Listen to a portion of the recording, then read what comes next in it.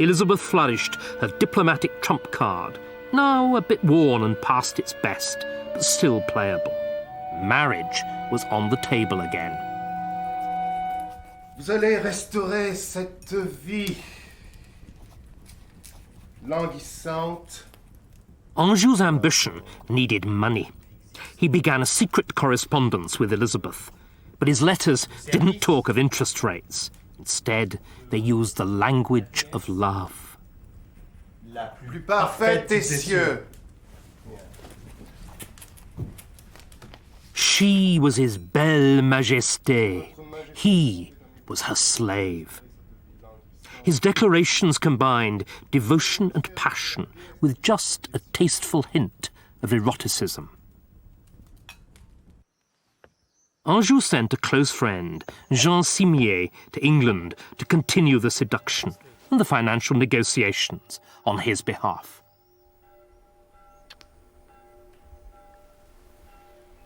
Je vous présente une lettre de Monsieur le Duc.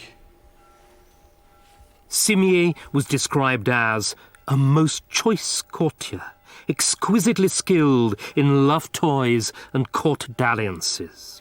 Elizabeth was more than half in love with his master without even having met him.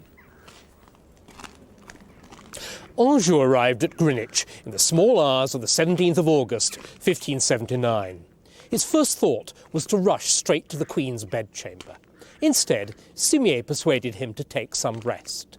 But then Simier wrote a letter to Elizabeth that was almost as titillating as though the Duke really had burst in on the slumbering Queen.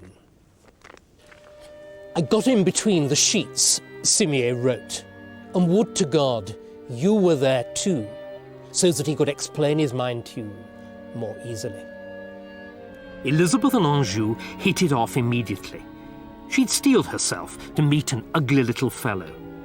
What she saw instead was a mature and attractive man. She nicknamed him her frog. The Spanish ambassador Mendoza remarked, "The Queen has, with difficulty, been able to entertain the Duke, being captivated, overcome with love. She told me she's never found a man whose nature and actions suited her better." Elizabeth was in love. The Ice Maiden had melted, and the Virgin Queen was longing to become a blushing bride.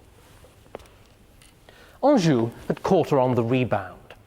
She'd just learned that Robert Dudley, Earl of Leicester, her favourite of 20 years' standing, had betrayed her by daring to get married in secret. But she was also fascinated by Anjou himself.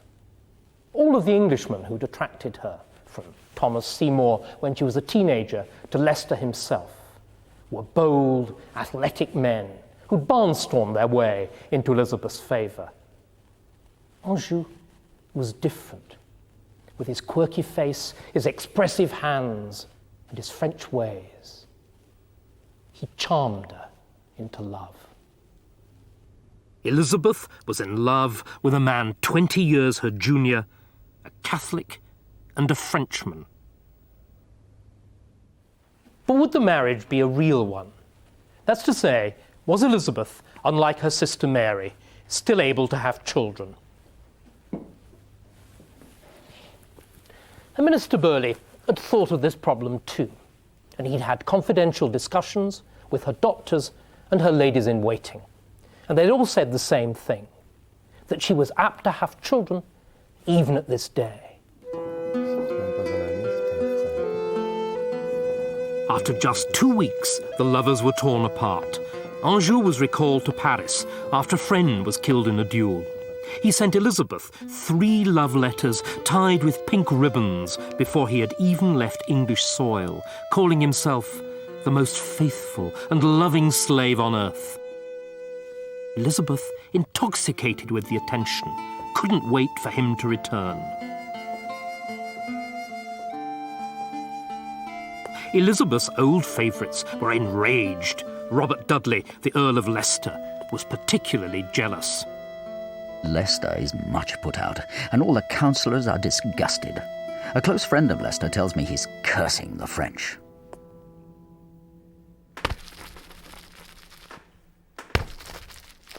A pamphlet appeared on the streets of London. It was venomous in its opposition to the match. Elizabeth would be drawn into a Catholic den of idolatry. If she died in childbirth, Anjou might become King of England. Besides, the Frenchman probably had the pox. Elizabeth was incandescent with rage.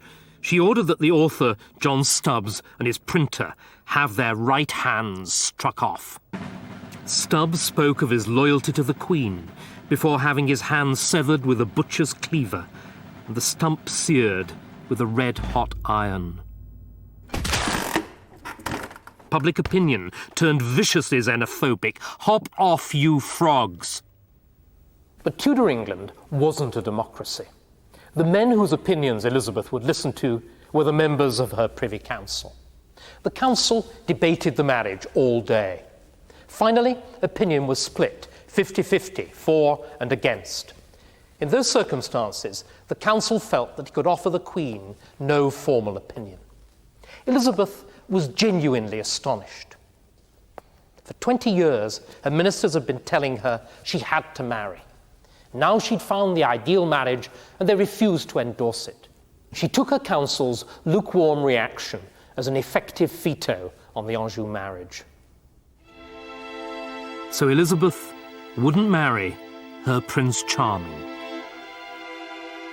She remained extremely sad after the conversation, and was so cross and melancholy that it was noted by everyone who approached her. She's been greatly alarmed by all this.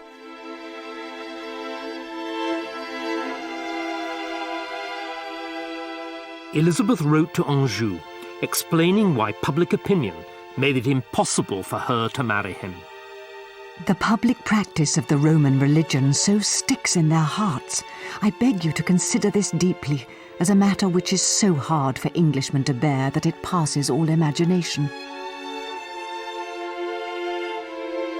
For my part, I confess there is no prince in the world to whom I think myself more bound, nor with whom I would rather pass the years of my life, both for your rare virtues and sweet nature.